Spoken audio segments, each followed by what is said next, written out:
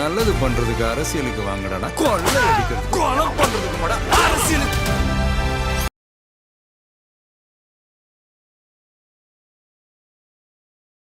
அந்த எஃபிஐயில் போட்டு ட்ரம்ப் பொண்டாட்டியும் தரதான இழுத்து கொண்டு போய் இதுக்குள்ளே போட்டிருக்கேன், இங்கே பங்கருக்குள்ளே. அது நீ பார்த்தீங்கனாலே தெரியும், வேகமாக இழுத்துட்டு போவாங்க. இழுத்துட்டு போய் உள்ளே அடைச்சி போட்டு அதுக்கப்புறம் 1/2 மணி நேரம் கழிச்சு ஒன்றும் இல்லைன்னு இருந்தேன். இப்போ தெரியும் போலீஸுக்கு வெளியே எங்கேயோ சுடுறான்னு, இருந்தாலும் நம்ம மூணாவது தெருல நடக்குது. அதை ட்ரம்ப்பை கொண்டு போய் குழியில் தள்ளி விட்டுருக்காங்க, தள்ளி விட்டு உருட்டி விட்டுருக்காங்க ட்ரம்ப் என்ன பண்ணிட்டான் லூசு கம்னாட்டி இந்த ஒயிட் ஹவுஸை இடிச்சு விட்டான் ஒரு பக்கமாக. ஒயிட் ஹவுஸையே புல்டோசரை வச்சு இடித்தோடனே ஸ்டாப் பண்ணிட்டாங்க கேஸை போட்டு. என்னன்னா வரக்கூடிய தலைவர்கள் சந்திக்கிறதுக்கு பால் ரூம் கட்டுறேன் பாதுகாப்பாக அடியில் அப்படின்னோடனே அவங்க சுப்ரீம் கோர்ட்டில் கேஸை போட்டு இப்போ ஸ்டாப் பண்ணிட்டாங்க. நீ ஒரு மண்ணாங்கட்டி கேட்ட வேணாம், ஒயிட் ஹவுஸ் இடிக்கிற வேலையெல்லாம் வச்சுக்கிற உன்னை யார் பண்ண சொல்கிறது, அதெல்லாம் அந்தந்த டிபார்ட்மெண்ட் பண்ணணும் அப்படின்னோடனே இப்போ அதுக்காக கூட இருக்கலாம்ன்றாங்க. அது அவன் இப்போ என்ன சொல்லியிருக்கான்னா ட்ரம்ப்பை ஒழிச்சு கட்டினா தான் உலகம் நிம்மதியாக இருக்கும் அப்படின்ற மாதிரி அவன் சொல்கிறான். எல்லா போருக்கும் எல்லாத்துக்கும் அவர் தான் காரணம். இதை மேலே ஒன்றுமே விசாரிக்க முடியல அவங்க. உடனே காஸ் பட்டேல் சொல்கிறாப்புல இவருடைய நோக்கம் என்ன, இதுக்கு பின்னாடி யாராக இருக்காங்கன்னு சொல்லி உங்களுக்கு தகவல் கிடைச்சா எனக்கு சொல்லுங்கள். சுட்டவனே மாட்டியிருக்கான், அவன்கிட்ட விசாரிக்க உனக்கு துப்பு இல்லை. ஏன்னா இவரை பற்றி தகவல் இவன் அவனை பற்றி தகவல் அவன்கிட்டே உன்னால் வாங்க முடியல, ஊரில் உள்ளவன் அவனை பற்றி என்ன சொல்லி என்ன பிரயோஜனம். ரெட்ரோலுக்ஸ் நெஞ்சங்களுக்கு வணக்கம், நான் கார்த்திக். இன்றைய நேர்காணலில் நம்முடைய இணைந்திருப்பவர் மூத்த பத்திரிகையாளர் திரு உமாபதி அவர்கள். வணக்கம் சார். வணக்கம் கார்த்தி. வணக்கம் கார்த்தி, எப்படி இருக்கீங்க சார்? நல்லா இருக்கேன் கார்த்தி. Super sir.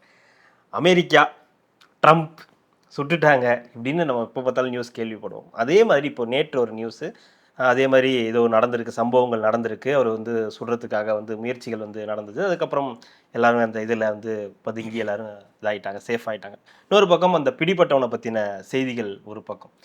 அடிக்கடி இந்த மாதிரி ஒரு நிகழ்வு நடக்குது, ஆனாலும் ட்ரம்ப்புக்கு எதுவுமே ஆக மாட்டேங்குதே அப்படின்ற ஒரு குரல் ஒரு பக்கம். ஏன் அடிக்கடி இது நிகழுதே அப்படின்ற ஒரு கேள்வி ஒரு பக்கம். என்ன நடக்குது சார் அதில்?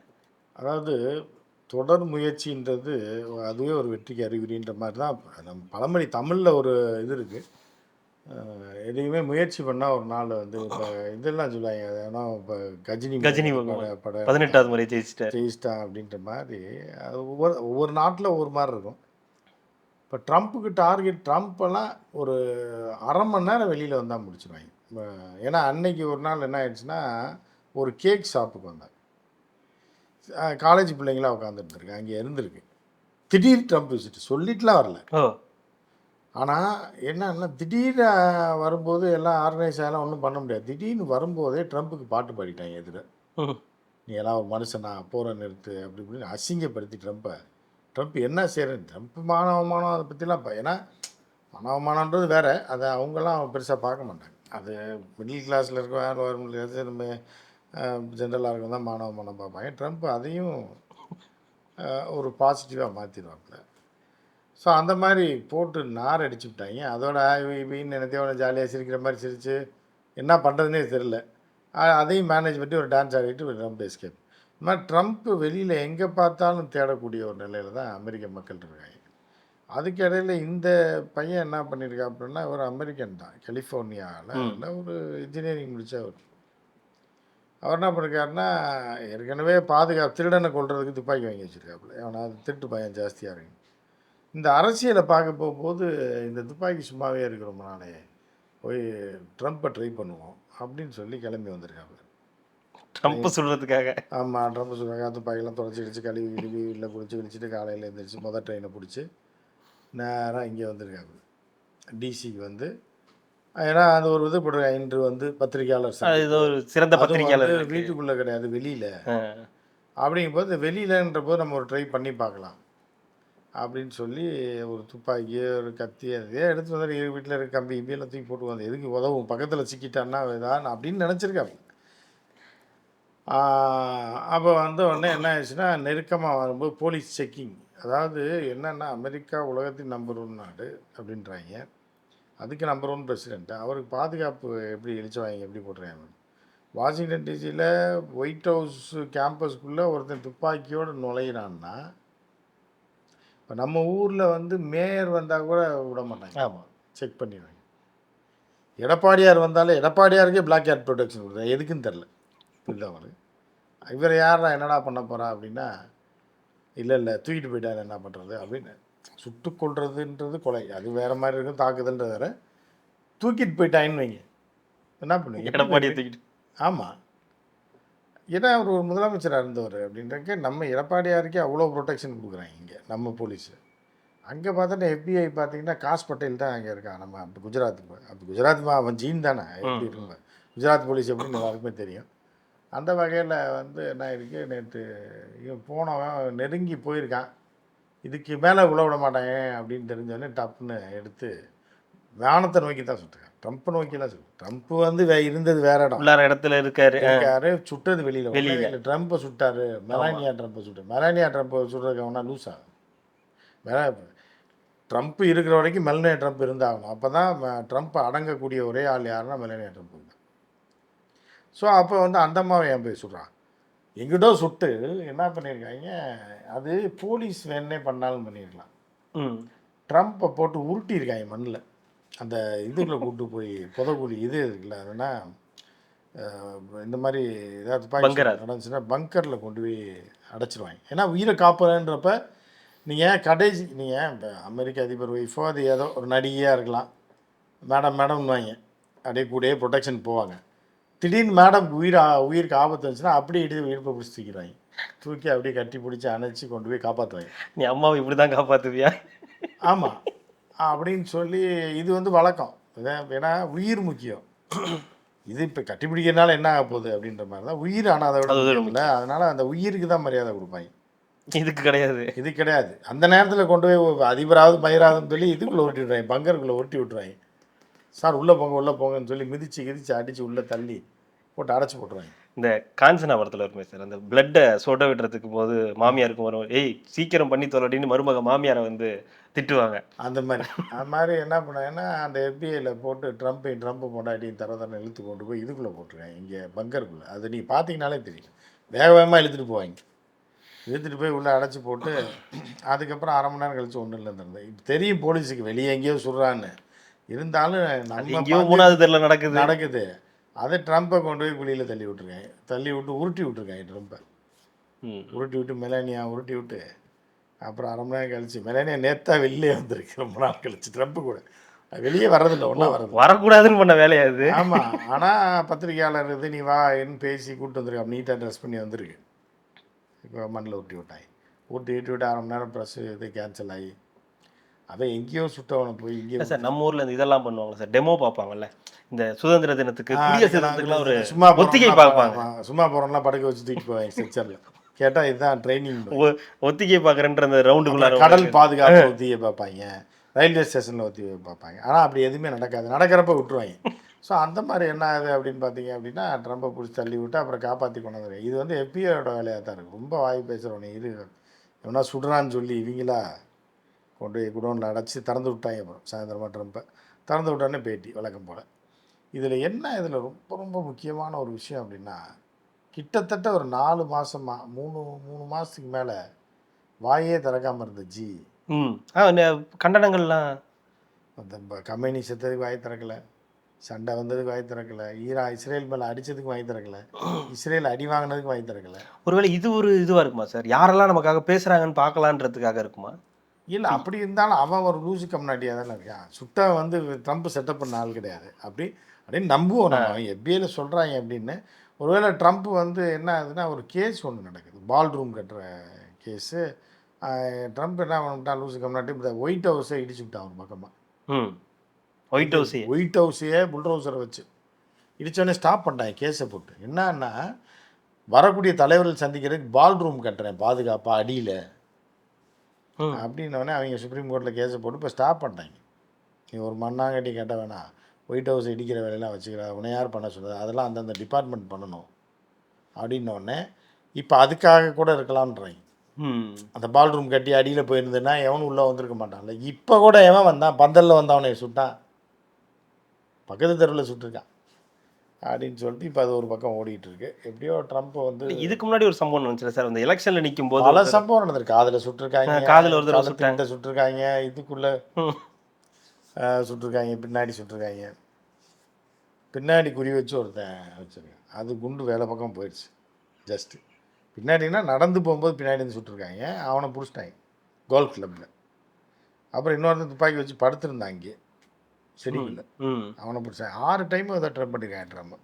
ஒரு அதுதான் இங்கே இதெல்லாம் போடுறாங்க அந்த சேனலில் இதை லைவ் போடும்போது கூடயே போடுறேன். அமெரிக்கர்கள் எந்த வேலையும் உருப்படியாக செய்ய மாட்டான்றதுக்கு இது ஒரு பெரிய உதாரணம். அவங்க போடுறேன் நம்ம சொல்ல அந்த சிஎன்என்ல ஓடிட்டு இருக்கு லைவ். அதில் கமெண்ட் லைவ் கமெண்ட் நம்ம பாலிமர் கமெண்ட் மாதிரியா? ஆமாம் கமெண்ட் போடுவேன். பாலிமரில் வேற எதுவும் ஓடிட்டு இருக்கோம். விஜய் இப்போ வந்து இது காரைக்குடியில் விஜய் பிரச்சாரம்னு ஓடிக்கிட்டு இருக்கோம்.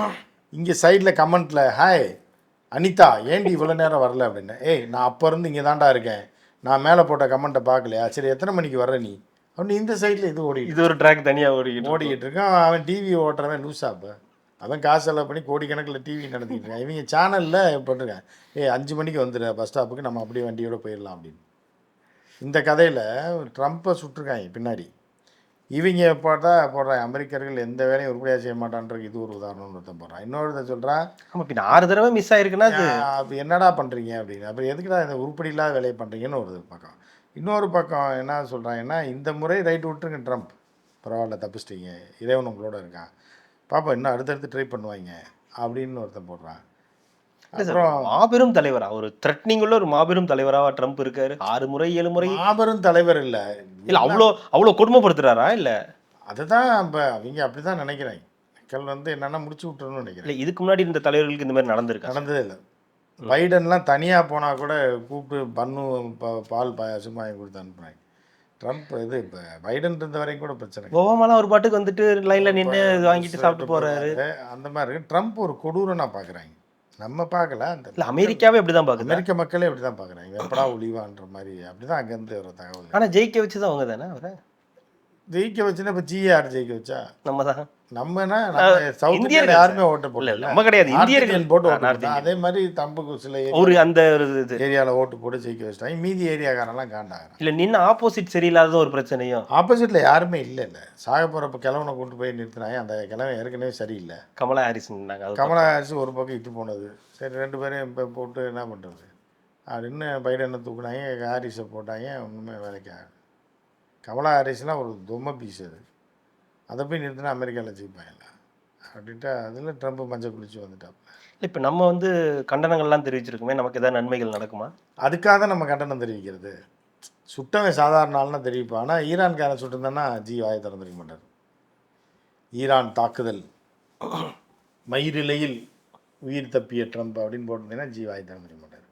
எவனோ ஒரு லூசு பையன் சுட்டுட்டான்னொடனே ஐயோ ஜனநாயகத்துக்கு அவன் அதை படிக்க போகிறான்னா கேட்க போகிறான்னா இவர் அறிக்கை விட்டு இதே ட்ரம்ப் அடைய போடுறது.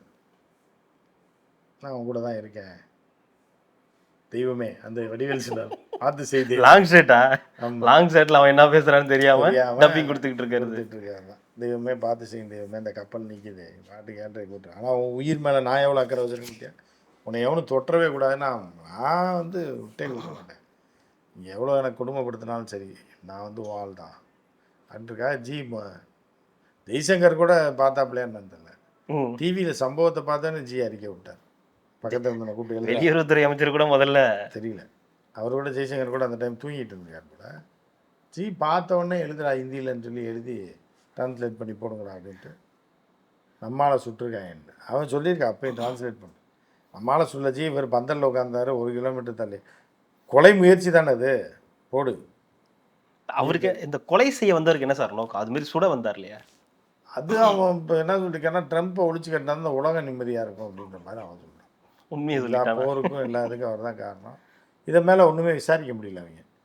உடனே காஸ் பட்டேல் சொல்கிறாப்புல இவருடைய நோக்கம் என்ன, இதுக்கு பின்னாடி யாராக இருக்காங்கன்னு உங்களுக்கு தகவல் கிடைச்சா எனக்கு சொல்லுங்கள். சுட்டவனே மாட்டியிருக்கான், அவன்கிட்ட விசாரிக்க உனக்கு துப்பு இல்லை. ஏன்னா இவரை பற்றி தகவல் இவன் அவனை பற்றி தகவல் அவன்கிட்ட உன்னால் வாங்க முடியல. ஊரில் உள்ளவன் அவனை பற்றி என்ன சொல்லி என்ன பிரயோஜனம்?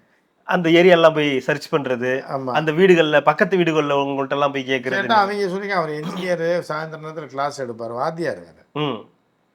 உலகாண்டில் இருந்திருக்கான். இந்த நம்ம ஊரில் இருக்கிற மாதிரி தான் இல்லை, எல்லா வீட்டுட்டு பக்கத்து வீட்டில் இருக்கிறவன், எய்த்த வீட்டில் இருக்கிறவன் அவனை போய் கேட்டிருக்காங்க. அவங்க எல்லாம் தெரியாதுன்னு இருக்காங்க. அவர் என்ஜினியர் இதை வேலை பார்த்தாரு போனார், இப்படி செய்வாருன்னு நினைக்கலன்னு இருக்காங்க. ஏன் அப்படின்னு இப்படி செய்வார்னா இவ்வளோ சரியில்லாமல் சுட தெரியாமல் எதுக்கு போனாங்க அப்படின்ற மாதிரி அப்படி சொல்லியிருக்காங்க. அப்புறம் எப்படியே அவங்கள வந்துட்டாங்க. இனி விசாரிச்சோம்னா நமக்கு ஆபத்தாயிடும். அது எல்லாம் விசாரிக்கும் போது எல்லாம் சரி ட்ரம்ப்புக்கு ஆதரவாக பேசுகிறாங்கன்னு நினச்சிருக்காங்க. இப்படி ஒரு முட்டா பயலாக இருக்காங்க. அவன் இவெல்லாம் ரொம்ப கொடூரங்க, அவன் வீணாக போனவன், எத்தனை வாத்தியார் வேறங்க அப்படி இப்படின்னு சொல்லியிருக்காங்க. சரி ட்ரம்ப்புக்கு இவ்வளோ ஆதரவான்னு பார்த்தா ஒரு இது பண்ணி பழைய துப்பாக்கி எடுத்துகிட்டு போய் மூதேவி போய் சுட தெரியாமல் போய் கேவலப்பட்டு வந்து அப்புறம் தான் பார்த்துருக்கேன் இது விசாரணைக்கு ஆகாதுன்னு சொல்லி அவர் பேரை மட்டும் சொல்லுங்கன்னு சொல்லி எழுதிட்டுருக்கீங்க. பேர், ஊர், அவங்க அப்பா பேர் எல்லாம் எழுதிட்டு போய் ஒரு வாத்தியாராக பார்ட் டைமாக இருக்கார். இந்த துப்பாக்கி ரொம்ப நாளாக வச்சுட்டு அப்பப்போ வெளியில் வருவார் அப்படின்னு சொல்லியிருக்காங்க. அப்புறம் துப்பாக்கியை மடிச்சுட்டு அவனை படுக்க போட்டு குப்பரை போட்டு குனிய அந்த ஆளை படுக்க போட்டு நீங்கள் சொல்ல மாதிரி குப்புற படுக்க போட்டு பின்னாடி கையை கட்டி அதெல்லாம் அங்கே உள்ள பழக்கம். குனியை வச்சு கையை கட்டிடுவாங்க. ஏன்னா அவன் திருப்பி தாக்கிட்டான்னா என்ன பண்ணுறது, சைக்கோவாக இருப்பாங்க அப்படின்னு. அப்படி பார்த்தா இவன் ட்ரம்ப்பை தான் குனியை வச்சு குத்தணும். என்ன பண்ணியிருக்காங்க தெரில. ஆனால் பிடிச்சிட்டாங்க ஒரு வழியாக பிடிச்சி விசாரிச்சுட்டு. இந்த ஈரான் பிரச்சனை அதுக்கு இதுக்கு வாய்ப்பு இல்லைல்ல சார்? ஈரான் பிரச்சனை தான் அடிப்படை தான். அந்த விலைவாசி உயர்வு, அமெரிக்காவில் வேலை கிடைக்கல, வேலை வாய்ப்பு பிரச்சனை. இந்த ஒரு மாதத்துலேயே ஒருத்தனும் வாழ முடியல, குடும்பம் நடத்த முடியலன்னு கொந்தளிச்சு அமெரிக்காவிலேயே இவ்வளோ இதாகிடுச்சு. பஞ்சம் மீன்ஸ் விலைவாசி அந்தளவுக்கு உயர்ந்துருச்சு. மக்கள் நிம்மதியாக வாழ முடியல. இந்த ஊருக்காரன் இருக்கக்கூடாது, அந்த ஊருக்காரன் இருக்கு. நான் வாய்க்கு வந்ததை பேசுகிறான் ட்ரம்ப்பு. வானாங்கண்ணியா காலைல ஒன்று சொல்கிறான், மத்தியானம் ஒன்று சொல்கிறான். சரி ட்ரம்ப்பு பொண்டாட்டி யார் அப்படின்னு பார்த்தா அதுவும், ஏன்னா அமெரிக்காவில் வந்து கௌரவமே வந்து ஃபர்ஸ்ட் லேடியும் பிரசிடெண்ட்டும் தான். அவங்க வந்து சுத்தமானவனாக இருக்குன்னு பார்ப்பேன். அவங்க 1000 ப்ளூ ஃபிலிம்லாம் அவங்க இதுவாக இருக்கணும். ஆனால் வந்து அவங்களோட தலைமை வந்து சுத்தமாக இருக்கணும், அந்த குடும்பம் நல்லா இருக்கணும். நம்ம முதல் முறையாக கேடு கெட்ட ஒரு குடும்பத்து கையில் ஆட்சியை கொடுத்து இந்த முறை தான் சொல்லி அவங்க சொல்ல, நம்ம சொல்ல. எனக்கு நமக்கு ட்ரம்ப்பையும் பிடிக்கும், மெலானியாவும் ரொம்ப பிடிக்கும், நல்ல டைப் அவங்க. அந்த மாதிரி இருக்கனால இவனோட முன்னாள் லவர்ன்றாங்க. யார் அந்த இவன் தான் பைடன், அந்த மாமாக்காரன், உலக மாமா எப்ஸ்டீனோடைய லவ்வர் தானே அது. அவர் கேட்டாருன்றதுக்காக சரி கொடுத்ததா சொல்கிறாங்க. அப்படி தான் லீக்காக இருக்குது அந்த இது தகவல்லாம் வந்துச்சு. அப்படி இருக்கும்போது ஒருவேளை எப்ஸ்டீன் ஃபைல்ஸில் கடுப்பாகி இருந்தாலும் அதுதான் எப்ஸ்டீன் ஃபைலில் கடுப்பாகி சுட்டது தான். 2 பேரும் ஒன்றா வந்திருக்காங்க அப்படின்ட்டு அந்த மாதிரி போட்டாங்க. கடைசியில் இப்போ எல்லா அமெரிக்கன்ஸ் எல்லாமே வயிற்றுச்சல் இருக்காங்க. இவ்வளோ பண்ண தெரிஞ்சவனுக்கு அது சரியாக பண்ண தெரியலையேன்றது மாதிரியாக போட்டிருக்காங்க கமெண்ட். நம்ம சொல்ல முடியாது அப்படி. நம்ம ட்ரம்ப் நல்லா இருக்குன்னு தான் நம்ம நினைப்போம்.